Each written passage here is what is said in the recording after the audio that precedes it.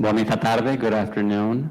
Welcome to the Dramaturgy panel at the Latinx Play Festival in 2021. I'm Bernardo.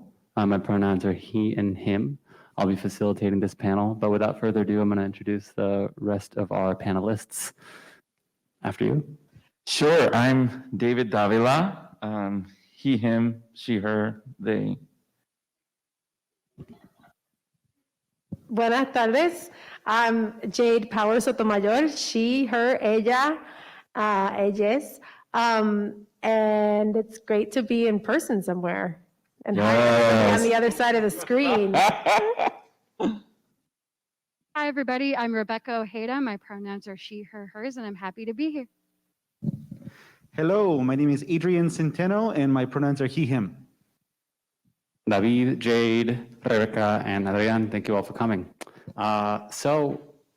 This is the Dramaturgy panel. I will admit I did not always know what that was. Would each of you take this opportunity just to talk about what exactly that is to you? What do you do?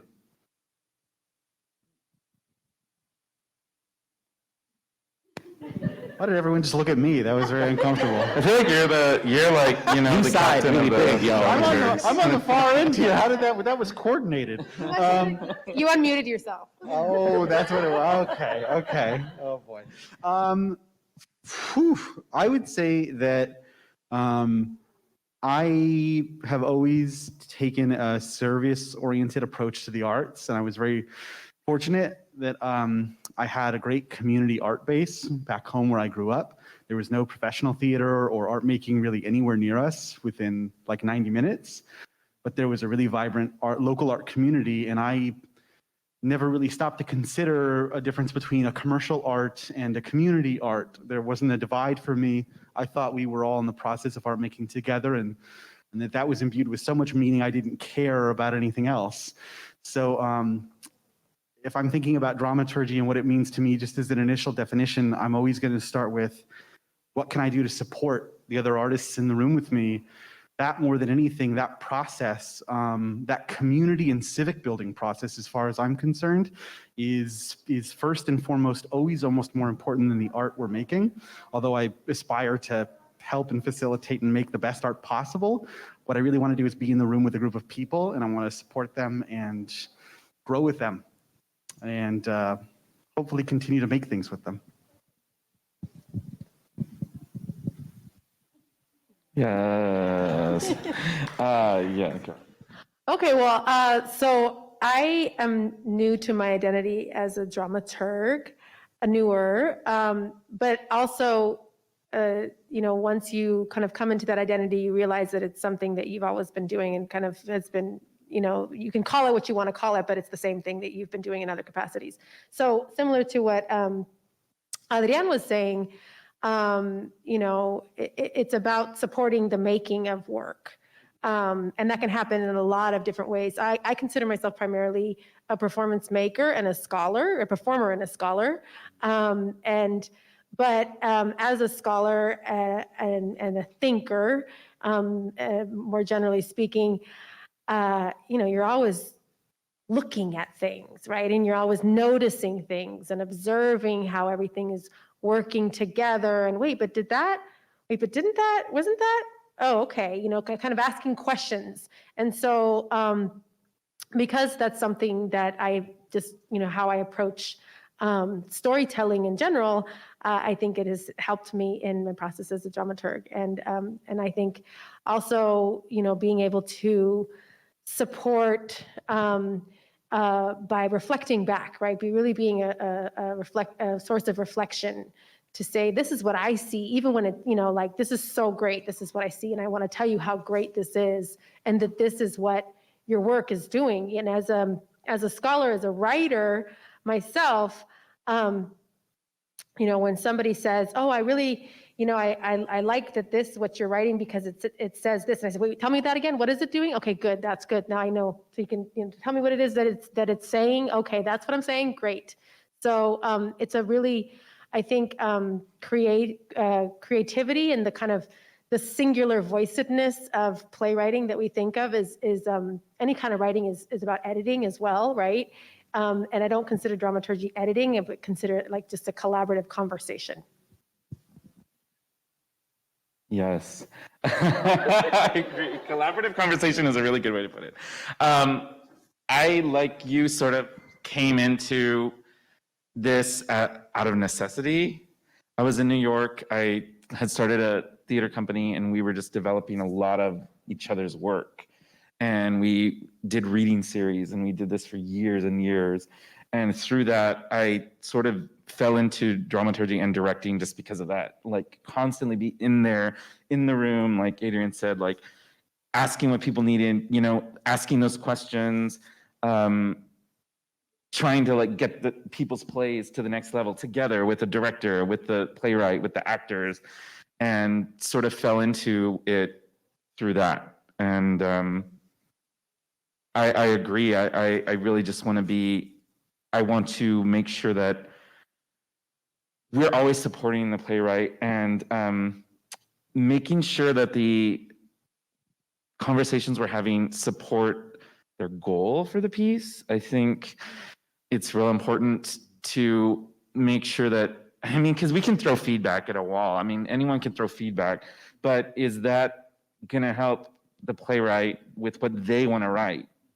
A lot of times I feel like I go into these talkbacks and people are giving feedback of the play they want to write, but that doesn't help the playwright write the play that the playwright wants to write. So I feel like that's the main job, at least that I've seen of a dramaturg. I know that there's dramaturgy in, you know, sort of academia seems to have other branches to it that I haven't examined as much. And actually, I'm in a program right now, and in our dramaturgy seminars, there's a lot of other things that, other parts of it that I'm learning just now in academia.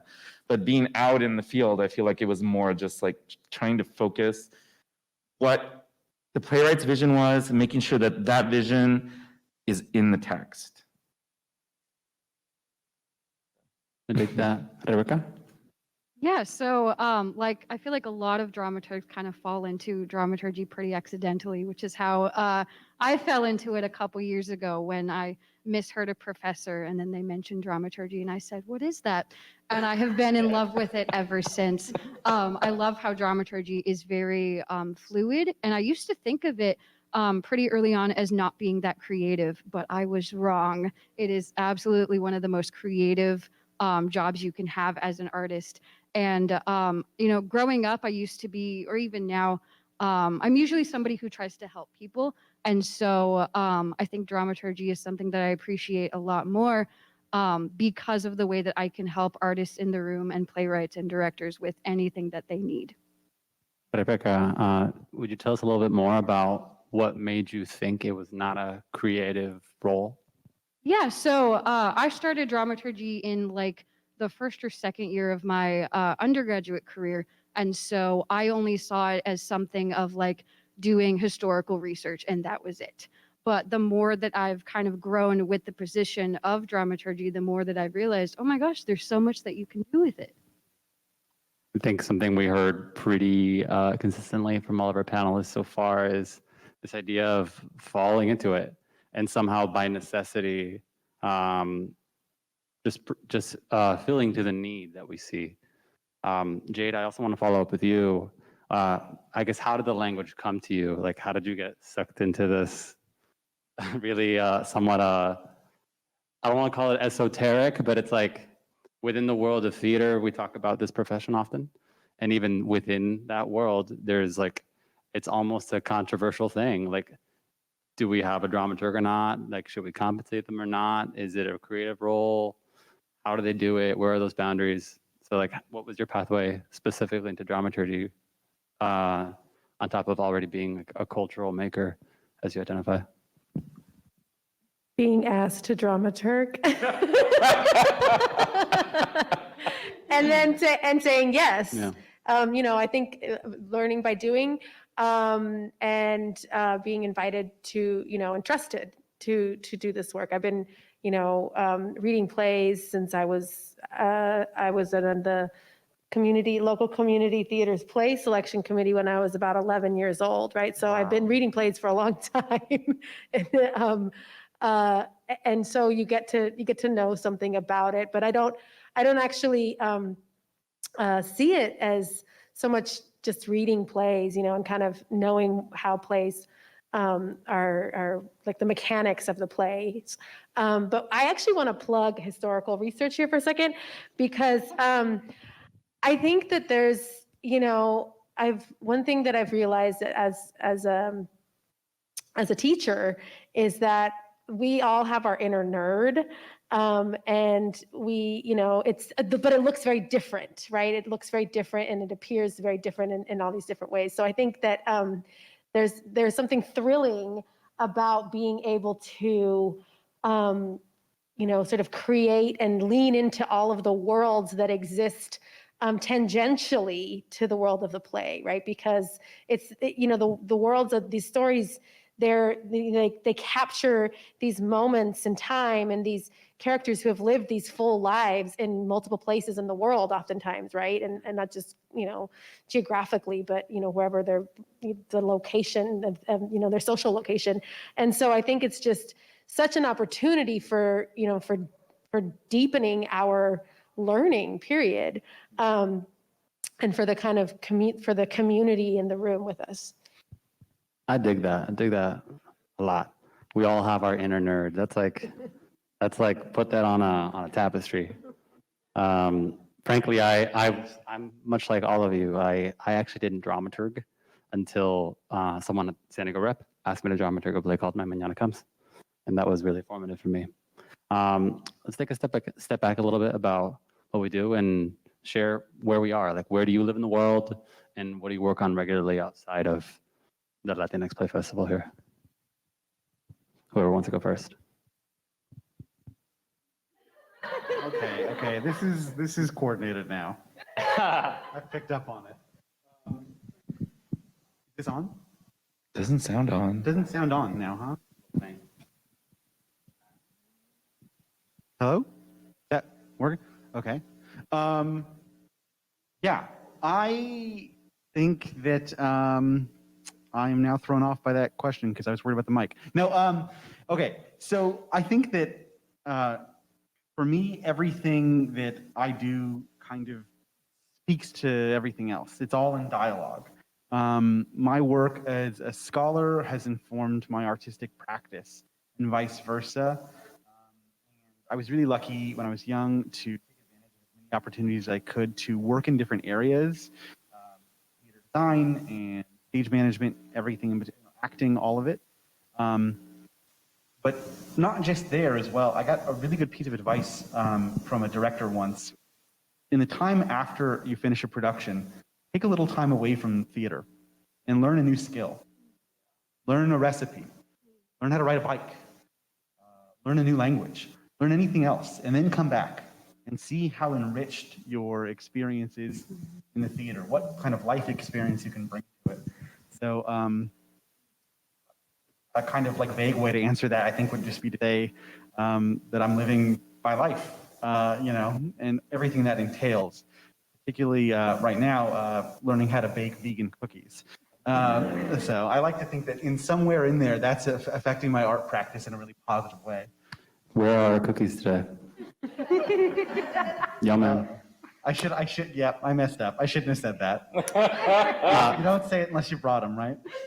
For real though, that was some golden wisdom. Like, talking about living life and taking a little space from theater, in a pandemic context.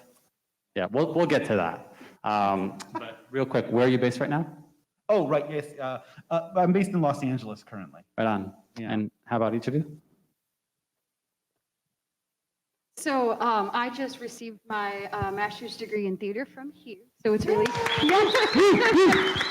so it's really great to be back here. I'm currently based in Wrightwood, California, which is a tiny little mountain town kind of near LA, kind of on the way to Vegas. And my dramaturgy work right now is mainly based around staging trauma on stage responsibly. And so that's something that I've been doing. That's something that I've been doing a lot of research on and a lot of work into. So. I'll be looking forward to learning more about that from you. So I live here and I teach at UC San Diego. And a project that I'm working on right now that I'm very excited about I've been working with two Buffon-trained actors, performers, to develop a piece about Puerto Rican colonialism and diasporic identity. And it's going to be performed next April in Boston, but we've been developing it through the summer, and it's just been so much fun and so creative and delicious and deep and personal.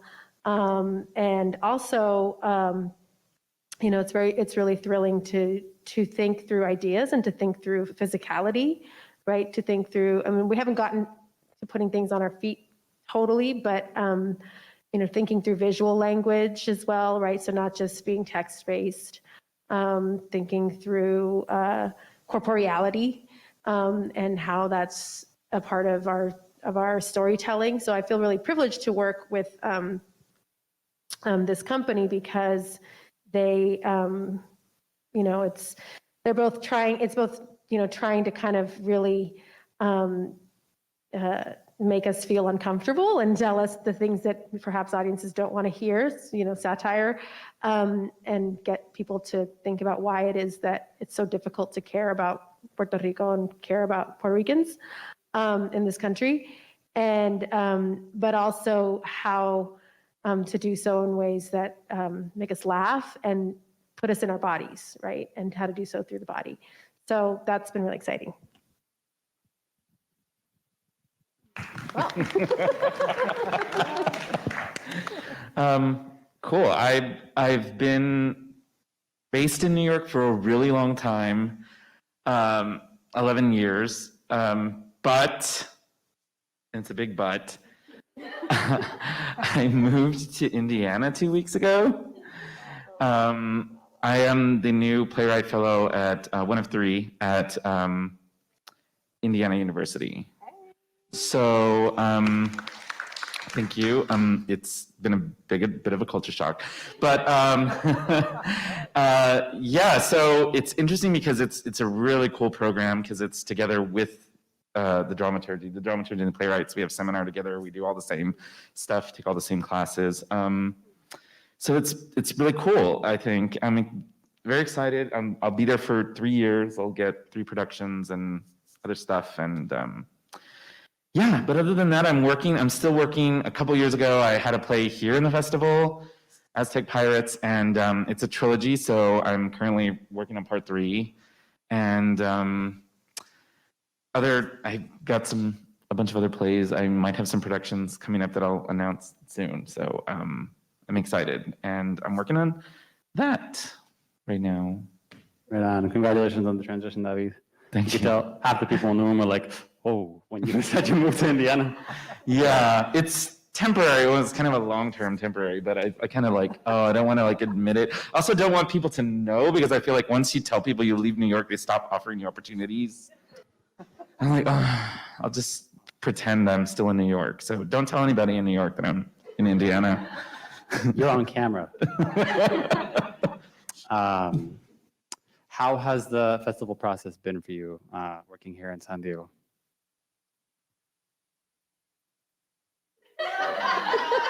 You can be candid. I'm not starting this one. Yeah, and back off of Adrian. I'll start since everyone's there. I love this festival so much. I love all the people. I love the artists.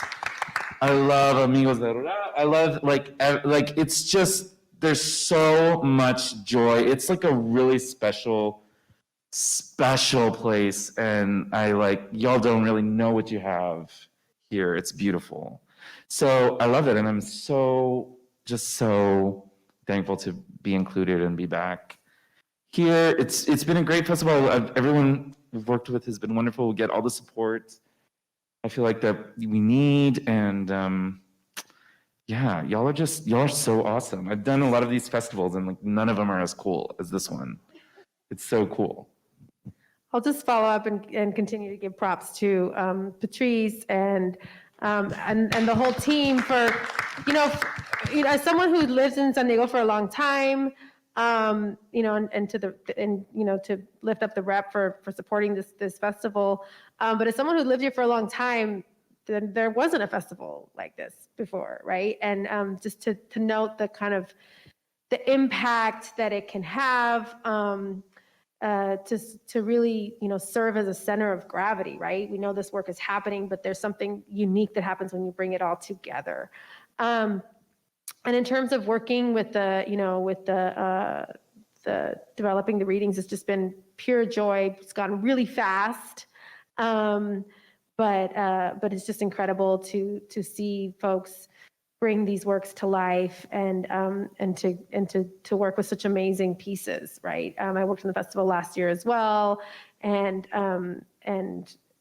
this year, like I'm so in awe and grateful for the work itself, and everyone's dedication to making it happen. So, all props. Yeah, so I'm extremely blessed to be able to come aboard the festival for a second time. Last year was the first time I was asked to dramaturg with Patrice on The Kukui Will Find You. I love that play. Yes, it's so good. So when she asked me to come aboard again this year, I was like, absolutely, yes, I will do anything you say. And so I'm incredibly blessed to have all of these opportunities that I wouldn't have had if I didn't come down here for school for San Diego. So. Aren't we lucky? I don't know that I could say it better than anyone else has already said it. This festival has, for several years now, I think, really been, as soon as it entered my life, it's really been something that I think is invaluable and something I'm always proud to be a part of, either as a participant or as an audience member. And I'm really, really, really, truly glad to be here in person right now, if I'm being candid, because there is something to be said about like 18 plus months of interacting with people in like my little, I live in like a cubicle somehow, So it's like being in that little like cage and then being able to like come here and then actually see people and engage with people. It's opened things up already for me. So I'm feeling particularly blessed to be here with all of you. Mm-hmm. And I just want to underscore the distinction between, having 4 staged readings throughout a season, perhaps, versus having them on one weekend, and that it's a tremendous difference, an impactful difference. The energy, it creates a sense of bohemia. Everyone just like feeding off of each other's ideas and making bonds that just like go further and being inspired by each other. Yeah, and movement on top of that. Like we see the momentum of all this work happening in proximity to each other.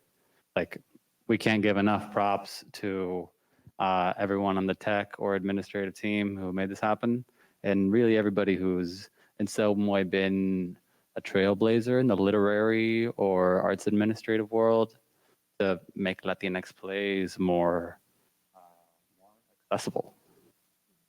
It's there's no measurement for that. What goals did you each have as dramaturgs or your teams at the beginning of the festival process?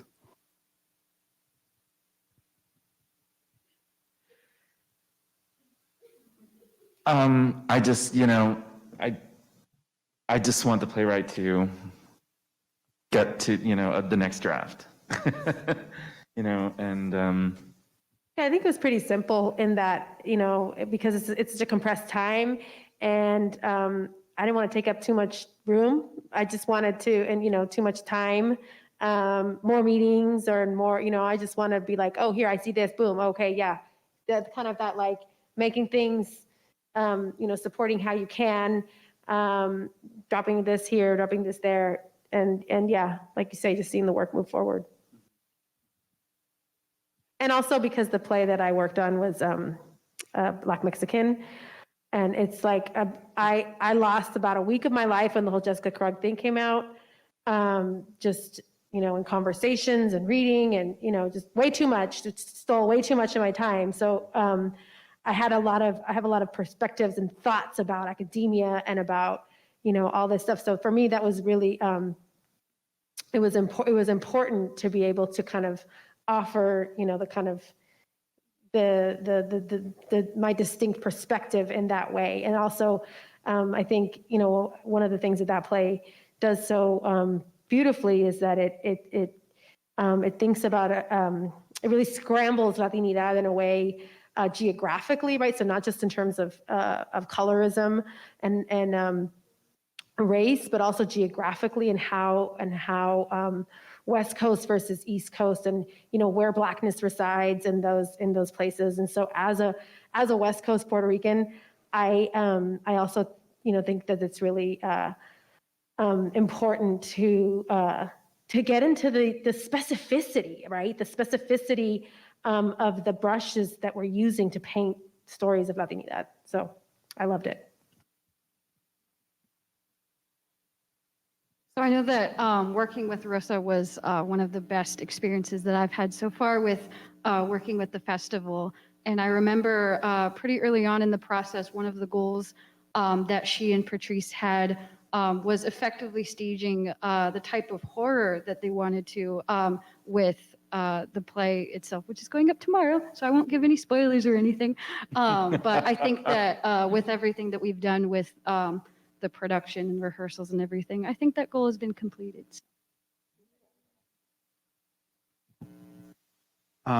Likewise, I would just say that I was lucky enough to serve on the reading committee for this festival as well, and sometimes the most important thing you can do is just find a really outstanding collection of plays and put them in dialogue together and allow those plays and those artists to speak to one another, and for us to come together and kind of observe that.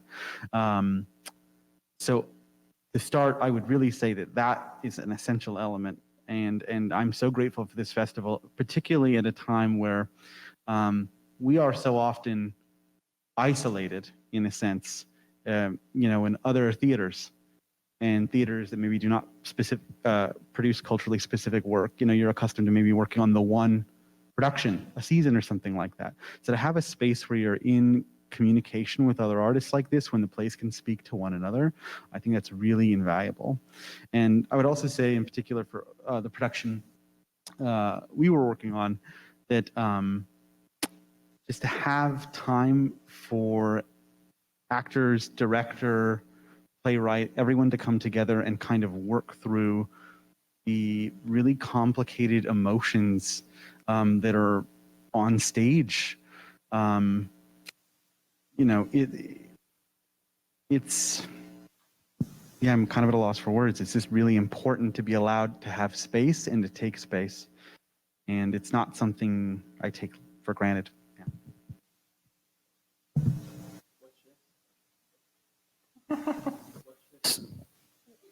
Chicken, thank you. What shifts did you see in the plays you worked on? How did they evolve? I got to work on Transformada with Lily, and it was a wonderful experience. Lily's so talented. I think the biggest shift is that I saw happen in the play was in dealing with traumas too. And the idea of characters, Lily talked about it a little bit, in seeing the character as not based on them.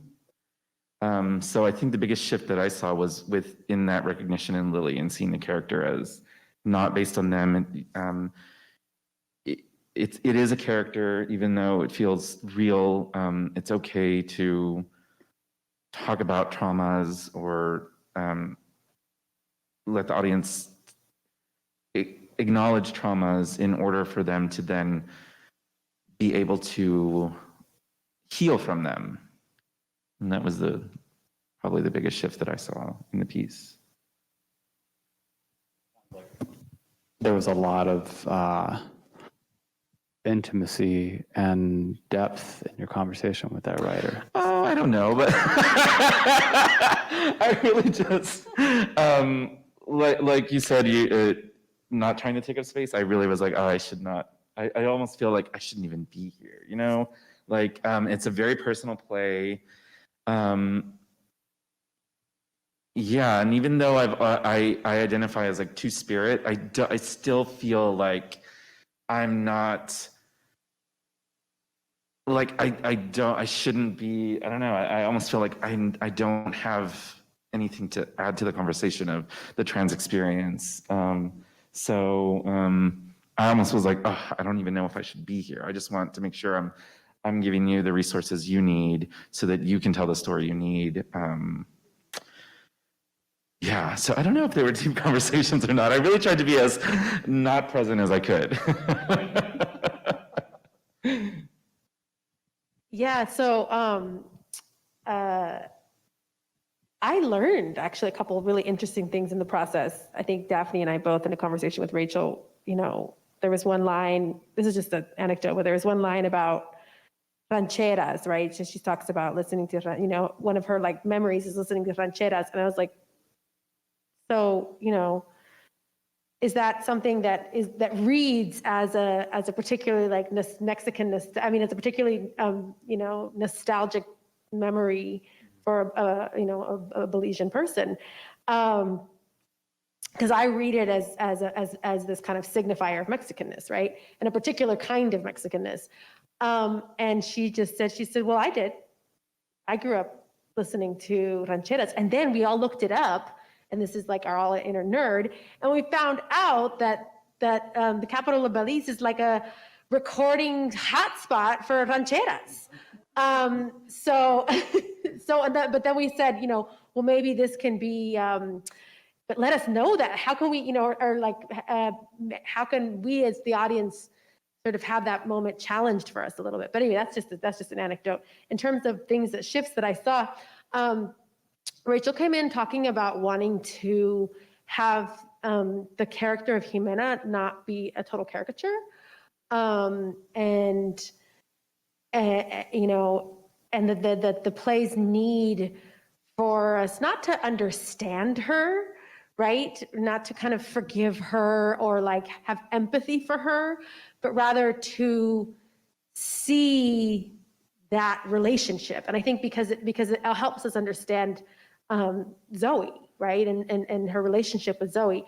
And I think that really came alive in the process of the week. And then also she wanted to track Alia's journey a little bit more in terms of, you know, how much she's bothered and when she's bothered by all this stuff, because she really keeps it cool throughout. You know, does she have these little explosions, or does she just lose it at some point? Like, what is it that makes her just say, yeah, enough with all this? And I think that was also, I think that also became much more textured throughout. So those were two stated goals at the beginning that I think were definitely transformed throughout.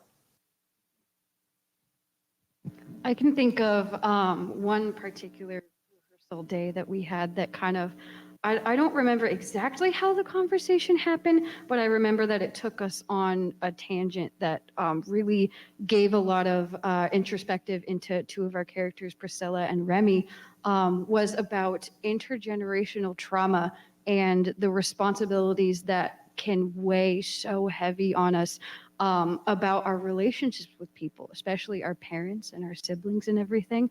And so a lot of times, you know, when you have a parent or a grandparent that's getting older, and so you as the child take on more responsibility for that parent, or even a spouse or a partner that's getting older and everything like that, or even suffering from a disease or something, and you have somebody taking on more of the responsibility of a caregiver, how much you know, trauma that you can carry on yourself as that caregiver, and how, you know, a lot of people feel like they can't talk about it. And I think that that's something that just adds to the generational trauma that a lot of us have, or a lot of us that speak to or choose not to speak to. And so I think that in our rehearsal process, that really took basically all of our characters into a different path.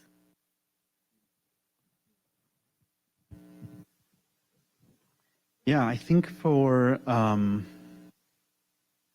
this particular production, Get Your Pink Hands Off Me, Sucka. There was a lot of thought about representation of colonization and the way in which so often the story begins at the moment of arrival. But there are entire histories, lives, languages, cultures, faiths that existed well beyond that, that get swallowed by this story of atrocity. And I think sometimes when representations fixate so much on the horrors, the very real horrors that happened, it almost gives the reader or the viewer or the listener permission to say, that's awful, and to not to have to explore it further, right? You accept that something terrible has happened. You don't have to reckon with the thing that was lost, which becomes unspoken in that dialogue. So I know that that was something that was really weighing heavily for Daniela, and that was something that was in the room with us. How can we tell a story or share a history that isn't just located in pain, and that isn't just located in, again, world historic atrocity? There has to be something else there. There was something else there. And how do we show that? And by doing that, how do we invite people to really grapple with what happened, as opposed to a story that they can kind of give themselves permission to say, that's awful, and just kind of turn away from it? We talked about pretty elaborately on what dramaturgs do, but I guess in this festival processes for each of you, what did that look and sound like? What exactly were your roles in the script development? Sure. Back in maybe June or something, when we first agreed to come on, reading the play a few times and asking questions, giving, pages of questions to the playwright and having a meeting, and then just asking, what you need, and trying to be that. And working remotely was really interesting, I think, because I think there's something when you're in the room as a dramaturg that's like different from working remotely, because when you're in the room, you're sort of like, the playwright and dramaturg are sort of always like looking at each other, like, Adrian was my dramaturg here a couple years ago, and he at Breakthrough, he helped me with Breakthroughs. And there was there was this look across the room, and him, highlighting something and like walking around the table, like just like laying it there and like pointing or circling and like, just thinking. So we didn't have that. So just check-ins through emails. Eventually I got the idea, like, we could just be texting. So I started texting Lily, like, questions, how's it going? And I think Lily got in trouble once with the director for texting or something. I was like, no, they're texting me, it's okay. We're talking about the play, I promise. It was work related. Yeah, I'm glad David mentioned that, because being in StreamYard is very different, because 90% of my dramaturgy is sitting across from a table with you and going. And it's hard to do that, it's hard to do that virtually. But someone very wise once told me, dramaturgy is sometimes knowing what not to say. And that has always registered with me. And so I kind of embraced the silent spectator, kind of, especially in that space, in the shipyard or the StreamYard space, where it wasn't exactly conducive. Shipyard, StreamYard, I who knows? But where it wasn't exactly conducive to like private glances or conversations in that way at all, right? Private I mean, chat. not even a private. Come on, not even a private chat. Yeah, it doesn't even have our private chat. Not even a private chat. How am I supposed to? That's 90% what I got.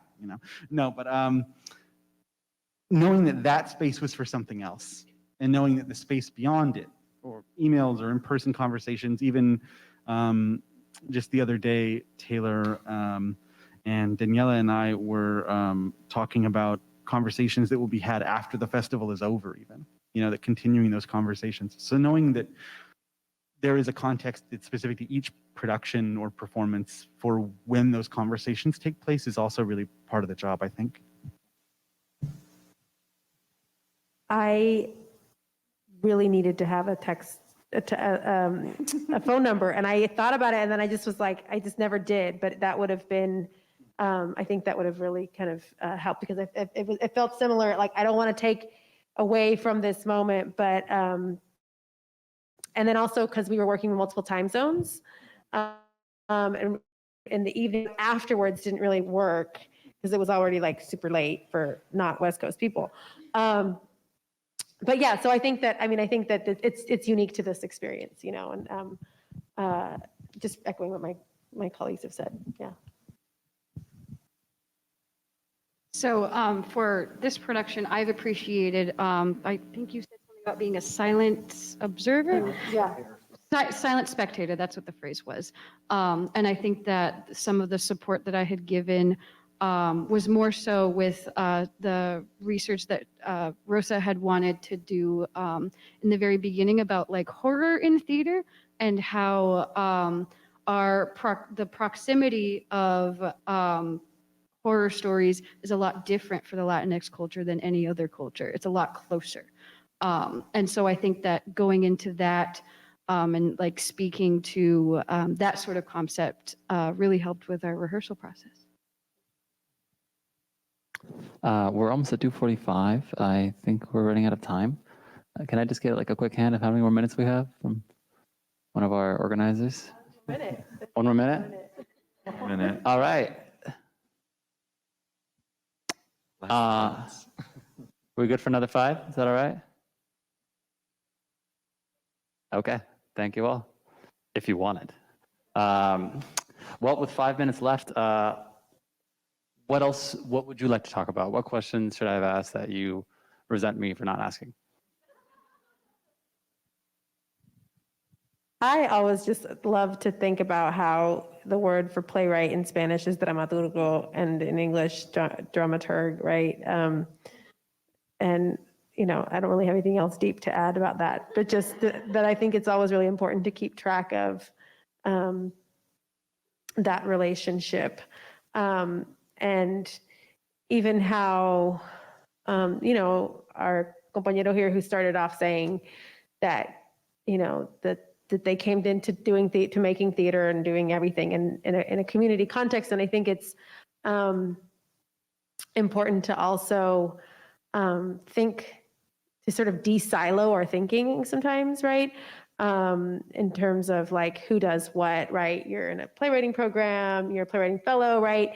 And obviously it's really important to know who's doing what when, right? And just for things to run better. But I also, I appreciate so much the kind of the value that is given to the work of a dramaturg, and even, by having a panel here, and the kind of the visibility, and at the same time, thinking about, how everything is so collaborative, right? And how everybody does a little bit of everything at all times. And that I think in general, and I say this actually coming from an academic perspective, where everyone is very siloed, right? The designers design, the directors direct, the playwrights write, and from the students themselves, they're like, but I want to do something else. I want to do a little bit of that.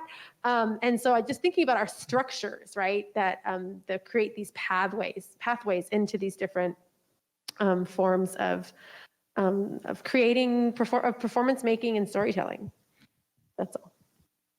There's an organization called Literary Managers and Dramaturgs of the Americas that we're all nodding our heads about. For those listening at home, they just had their first conference in Mexico, and it's sparked this really exciting conversation about the history of why the word dramaturg didn't find its commonplace own vocabulary in the Spanish-speaking theater world.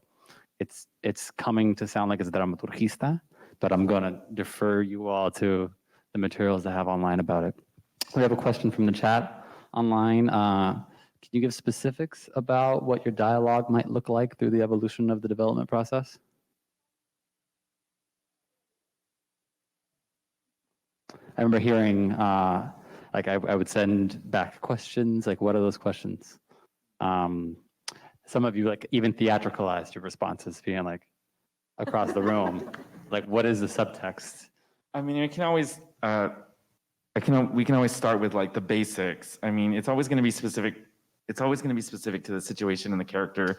But I mean, to me, it always comes back to the one thing, which is like, what does the character want and what do they do to get what they want? And that's a good base for me, at least, to like, at least start to analyze things. I don't know. Yeah, because that's like, it takes away the kind of the onus of verisimilitude, right? Of like, is this realistic, right? It's not, the question isn't, is it realistic? The question Maybe is, they don't want it to be. right. Yeah. The question is this helping this character get what they want, right? So, yeah, I mean, I think it just comes, I actually found myself writing notes and then rephrasing a couple as questions, because and realizing that just the importance of that, and I share the kind of the anecdote around rancheras, right? Because it was something. It's a good thing it was asked as a question because it had an answer, right? And I think that's always really important to remember as well. Yeah, and asking why. Yeah, like asking you did in why, that moment. Because you can say, well, why does the character do this? And the playwright might have an answer. And even if that answer is like subconscious, they haven't like, sometimes them acknowledging what the subconscious thing was that put that in the play can like open up, oh, because they did this, because they want this, and this is, so just like asking questions in general. Oh, the power of asking the right question. Folks, we can talk until the sun goes down and up again, but we're actually out of time. The next reading is going to be starting at 3 p.m. Pacific Standard Time in about 10 minutes. So thank you all for your work. Thank you all for being here.